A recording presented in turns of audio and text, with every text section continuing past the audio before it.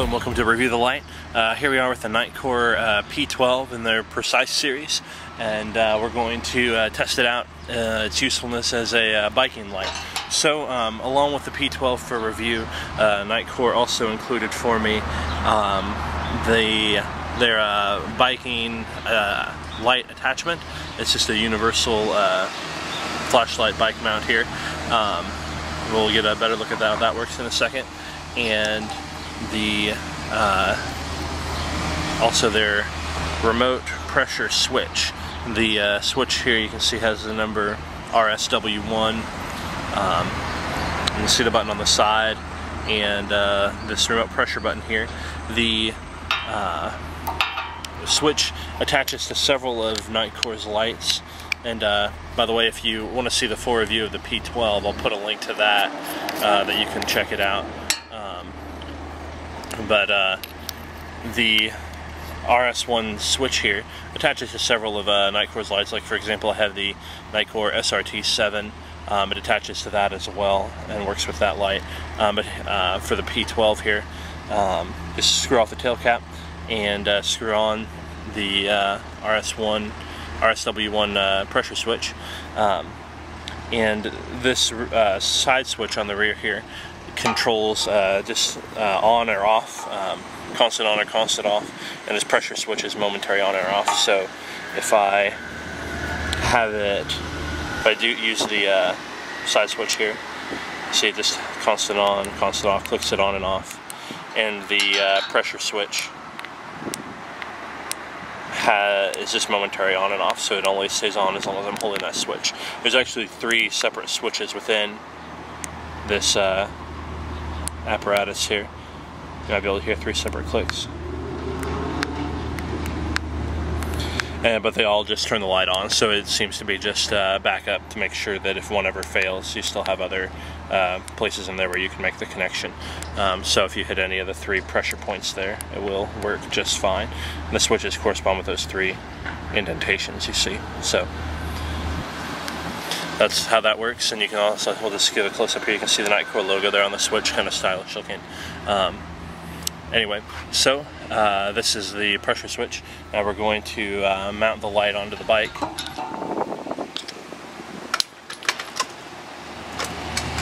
Allow me to position my bike correctly here.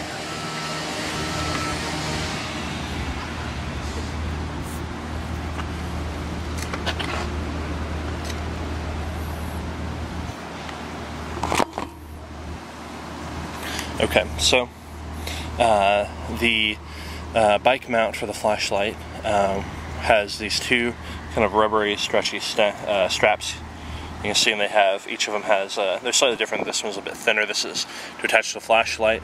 It actually didn't have instructions with it, but I'm assuming the thinner one attaches the flashlight.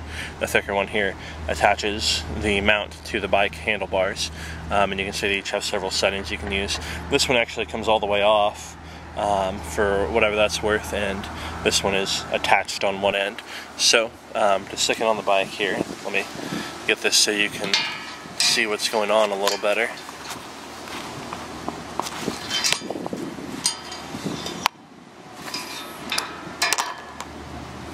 There we go. You just pass this under on the handlebars.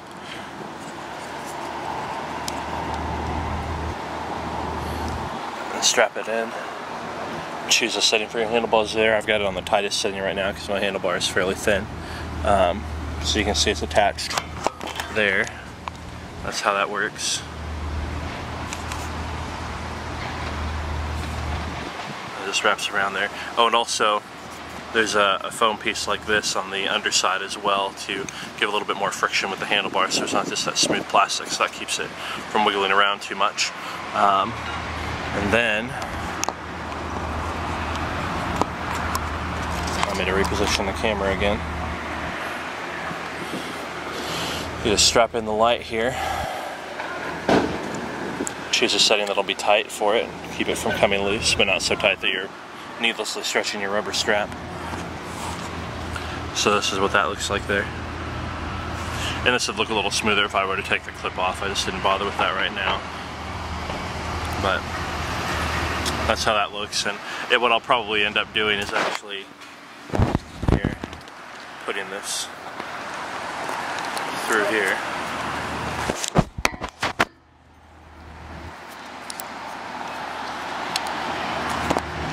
Have it like this so that the clip goes around the outside of the strap, add a little extra security to it in case anything happens, it gets knocked around. So this is what it looks like. You can see it's attached with these two little knobs, one on this end and then right here, just attached directly to the mount. So it's fairly stable there. It's got a little bit of wiggle room, so it doesn't actually, with the size of my handlebars is fairly thin, so it doesn't actually remain extremely tight on my handlebars. The light itself is secure, but there's a little bit of play. I imagine going over bumps, this is going to go up and down a little bit. So what I'll end up doing is a trick I have for some of my other attachments here is you take a piece of old inner tube from a tire and wrap it around, cut a section out and wrap it around the handlebars. That increases the effective diameter a little bit, so that's what I'll end up doing here to make that more secure. I just don't happen to have a piece with me. So this is the attachment. This is how it looks on the bike. So I'll set it up here. You can see I've got my other bike light, my standard bike light there, dedicated bike light on the other side of the handlebars. The pressure switch, I will attach that to the handlebars here with this little zip tie or a Velcro or something like that, so that I have access to the pressure switch. And then we'll take it out when it gets dark and give it a go. Hello and welcome back to Review the Light. We are here with the Nitecore P12 and the RSW1 RSW1 tail cap switch. You can't see it there because I've locked my camera's focus in, so it's a little blurry here. I've locked my camera focus on a farther range, so hopefully that'll work better for the ride. But you can see I've got it reversed, the bike mount for the light reversed from the way I was showing it earlier. I found this seems to keep it a little bit more secure, so this is how I'm going to try it out. Yeah, I've got the pressure switch just rigged up here with a gear tie. If I were going to keep this on here long term, I'd obviously use something a little more permanent to keep that pressure switch there. But this is it. So again, we've got the constant on using the rear switch, or the momentary on using the pressure switch. So I'm going to make sure I'm in the mode that I want to be in here. Make sure we're in the highest mode available. There we go, there's the high mode.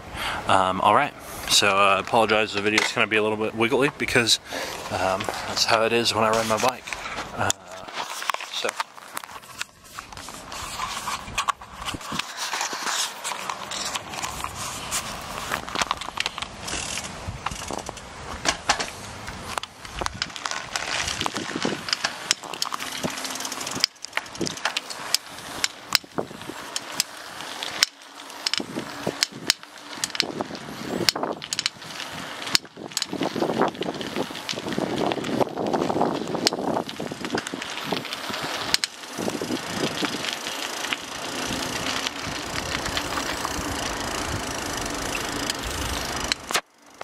Alright, so now I've got it adjusted so it's fairly close to my position here. It's not pointing too far away, it's pointing at the ground pretty close to me. You can see the fairly tight hot spot in the middle there, but a good spill. So I feel pretty good about my visibility right now. I have a decent range on the spill of the P12. It's pretty bright, so I feel like people can see me pretty well. I'm happy with that. But as I said, I'm going to adjust this up a little bit because it seems like it's pointing a little bit low. Point it right there. Seems like a pretty good position to me. So, aim it up a little and we'll see how well it keeps its position. So, I have it purposefully up a little higher than I would normally ride right now. I want to see if it sinks down.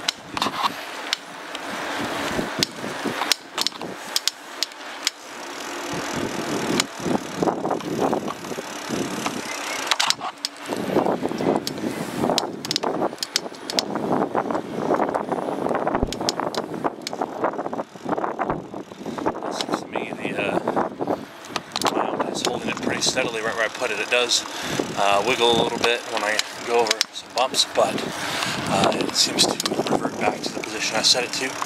So I'm happy with that. I'm going to condense it back down a little more. It's about where I like it. So I feel pretty good about the placement of the beam. It has a good hot spot in the middle, like I said. Allows me pretty good distance viewing up ahead. In a moment here I'll go to an area a little less well lit so we can try that out. If I can find one close by. And I like the spill on it, so I can see a lot of the area around me. It might be nice if I had a little bit wider of a spill, but this is certainly sufficient.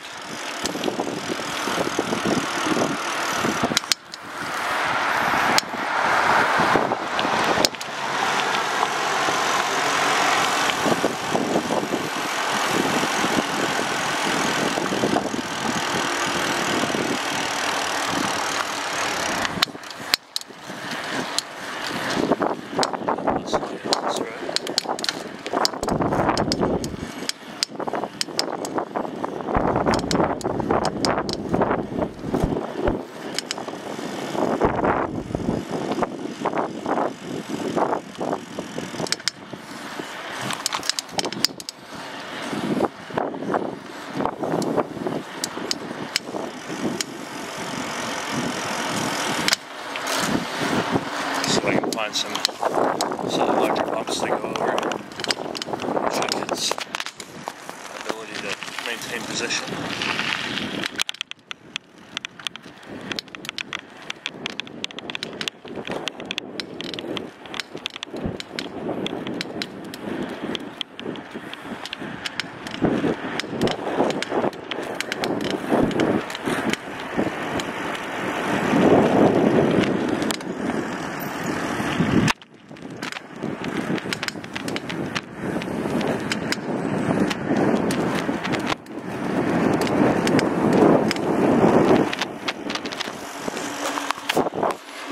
Here's a look you can see a little bit in the darkness what that looks like there. Got a little bit of reflection off my horn, but not too bad. This could be changed with a slightly different placement. A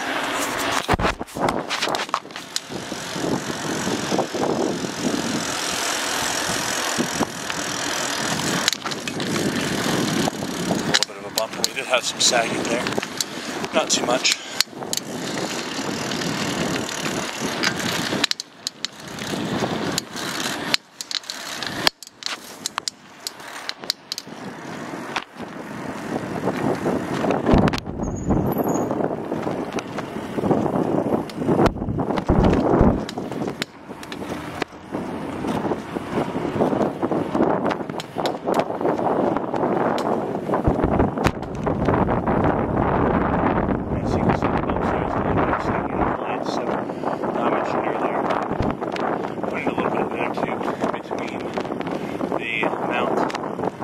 And the handlebars increases the effectiveness of the handlebar diameter, and also gives it a little bit of a grippy substance to strap around. So I'll probably do that. Help it maintain its position when I go over some bumps. So I feel like this has been a pretty successful ride. We'll head back.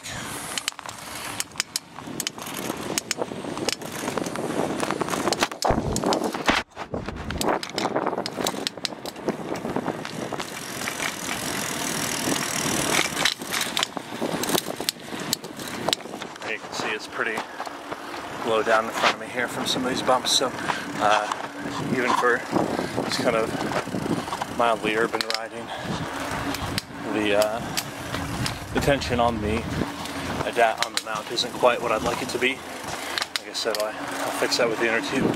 Certainly if I were going to be doing any technical riding tonight, I would have to have that in place.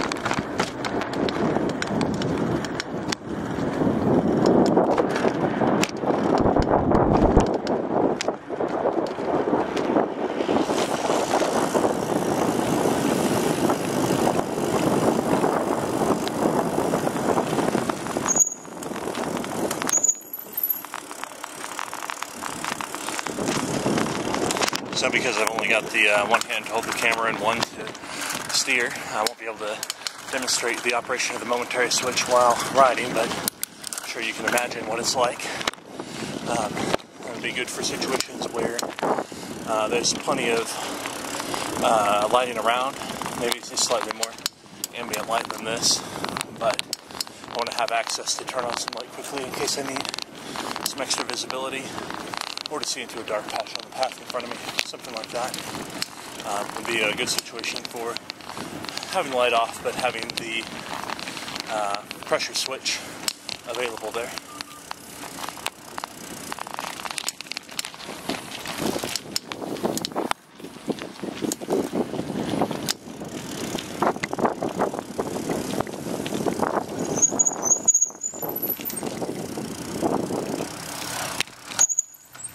Alright, so this has been the biking portion of the Nitecore P12 and RS1 and Universal Bike Mount review.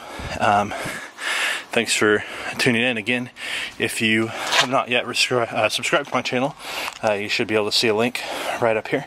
Go ahead and click on that and keep up to date. Thanks.